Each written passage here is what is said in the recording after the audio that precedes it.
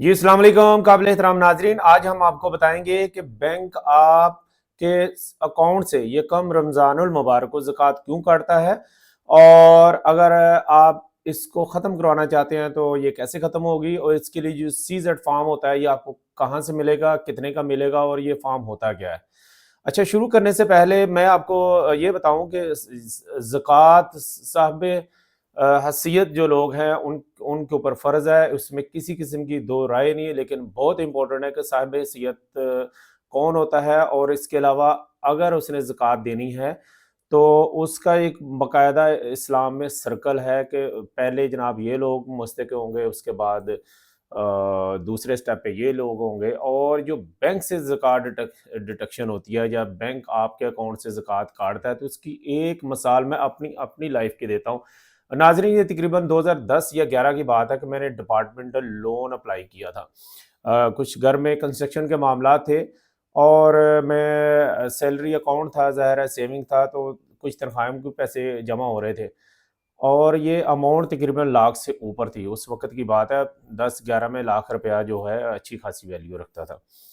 अच्छा, वो जो पैसे थे वो भी मेरे अकाउंट में तकरीबन यकम रमज़ानुल मुबारक से पहले आए, और कुछ सैलरी आई वो भी, और जो पहली डिपॉज़िट थी। तो मैंने तकरीबन ईद से कुछ दिन पहले जब अकाउंट से पैसे निकाले तो मुझे ये लगा कि ये पैसे कम है, ज़्यादा होने चाहिए, क्योंकि लोन अप्लाई किया हुआ था और इसके बाद जो मेरी सेविंग थी। तो उस वक़्त जो एसएमएस अलर्ट इतना नहीं होता था।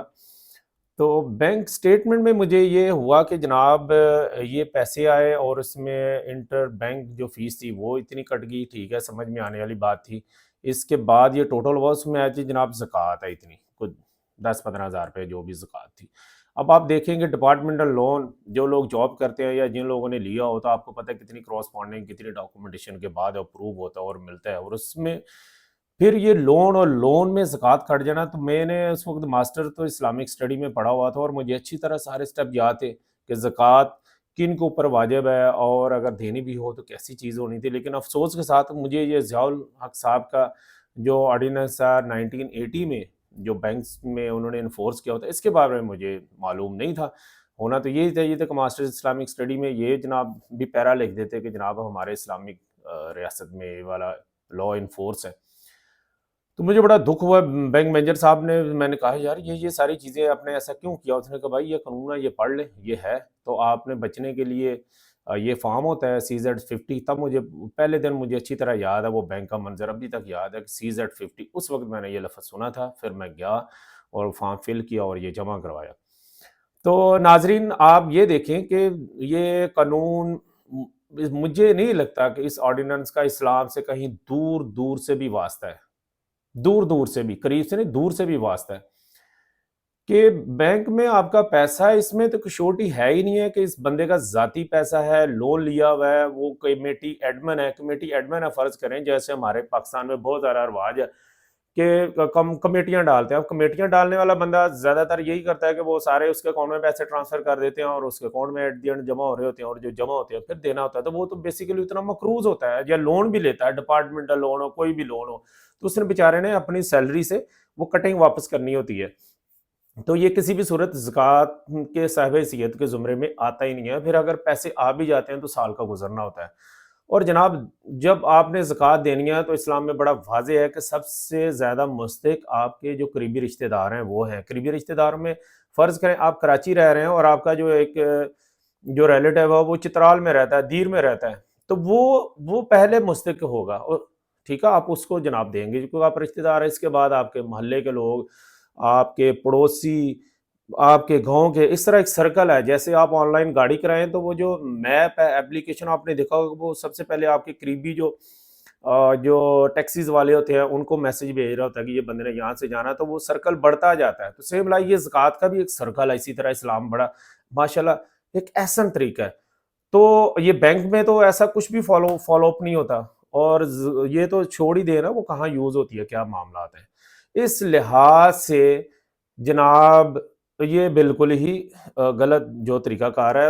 अल्लाह करे कि कैसी गवर्नमेंट आए, और ये जो साबका माशाल्लाह लोगों ने अपनी पता नहीं किसकी अनाह की तस्कीन के लिए या कुछ लोगों को खुश करने के लिए ये चीज़ें अडॉप्ट की हुई हैं। तो वो ख़त्म करें। अच्छा, आपके ये ज़हन में सवाल आ रहा होगा कि जनाब चले ये तो मेरे जैसा या कोई बंदा इत्तफ़ाक़न किसी के उसके पैसे कट गए, तो या अमीर लोगों ने करोड़ों रुपए बैंक में रखे होते हैं, तो उनके ऊपर ये ज़कात है बेसिकली। तो ये आपको मैं वाज़ेह कर दूँ, मेरी 5 से 10 साल की प्रैक्टिस है ये अकाउंटिंग और फाइनेंस में। अमीर बंदा 99% वो होता है जो अपने पैसे की, अपने जो बिज़नेस की जो बेहतर मैनेजमेंट करता है। तो जो जिसको अल्लाह ने पैसा दिया हुआ है, दिया नहीं है, जिसने उसको मैनेज अच्छा किया हुआ है, तो क्या ख्याल है उसने CZ50 नहीं जमा करवाया होगा, सारी चीज़ें की होती हैं। और अगर किसी वजह से उसने ना भी कराया हो, बैंक वाले स्पेशल उसको फ़ोन करते हैं, सर ये आपके पैसे हैं बल्कि अकाउंट में, तो आप जनाब CZ50 जमा कर दें, बाकी हो सकता है बैंक मैनेजर अपना जो स्टाफ उनके घर भेज दे, और ये होता होगा, ठीक है? क्योंकि पैसे के साथ ही सारे मामलात हैं और ये जमा होते होंगे। तो इसलिए 100% ये इस जो ऑर्डिनेंस में जो मेरे जैसे जो एक टाइम था, अभी तो अल्हम्दुलिल्लाह हम भी खैर इस चीज़ में माहिर हो गए हैं कि क्या-क्या चीज़ें करनी है। तो इत्तफ़ाक़न जो इसके पैसे आ गए, जैसे किसी के जो बेवा हैं या जो ज़्यादा पढ़े लिखे लोग नहीं हैं, जो पेंशनर हैं, जिनके बाहर से किसी वक़्त पैसे आए, हो सकता है उनको भी वो डोनेशन ही आई हो, तो उनके जनाब कटते होंगे, किसी पैसे वाले के पैसे नहीं कटते, ये गलतफ़हमी अपने ज़हन से निकाल दें। अच्छा, दूसरा ये आ जाते हैं कि ये CZ50 फॉर्म कहाँ से मिलेगा, कितना मुश्किल फॉर्म है, तो आप अपने जहाँ पे आपका बैंक है ना, बैंक के सामने या करीबी किसी भी ये जो फ़ोटोकॉपी वाले लोग होते हैं, तकरीबन 80 टू 70% उनसे ये फॉर्म मिल जाता है। ये फॉर्म आप देखें तो आपको कुछ लोग ये भी इतराज़ कर रहे होते हैं, यार 50 रुपए का फॉर्म है तो आपसे 250-300 रुपए क्यों लिया जा रहा है? तो जनाब ये 50 रुपए का फॉर्म आपको फिर स्टेट बैंक से ही मिलेगा। तो वो प्लेन होगा, उसके ऊपर लिखा हुआ नहीं होगा। तो जो लिखने वाला है ना, इसके भी तकरीबन 50-60 रुपए आप शामिल कर लें।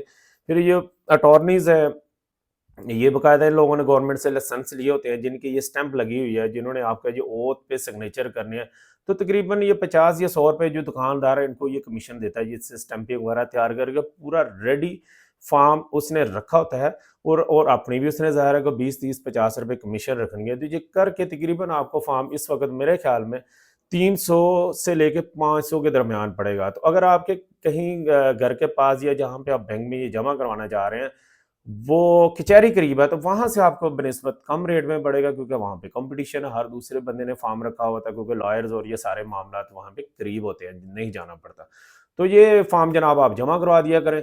और दूसरा ये कि ये हर साल नहीं जमा करवाना होता है, एक ही दफ़ा जमा करवाना होता है। अगर आपको SMS आ जाता है, जैसे कि अब आपको शो भी कर रहा हूँ, आपका सेविंग अकाउंट है या सैलरी अकाउंट है या करंट अकाउंट के अलावा जितने भी अकाउंट्स हैं, तो आपको SMS आता है, तो आप अपनी बैंक की हेल्पलाइन पे सिंपल कॉल करें, उनसे कंफर्म कर लें, वो आपका जस्ट CNSC नंबर पूछेंगे या अकाउंट नंबर पूछेंगे, और सिस्टम से कंफर्म कर देंगे कि जनाब आपका CZ फॉर्म जमा है या नहीं है।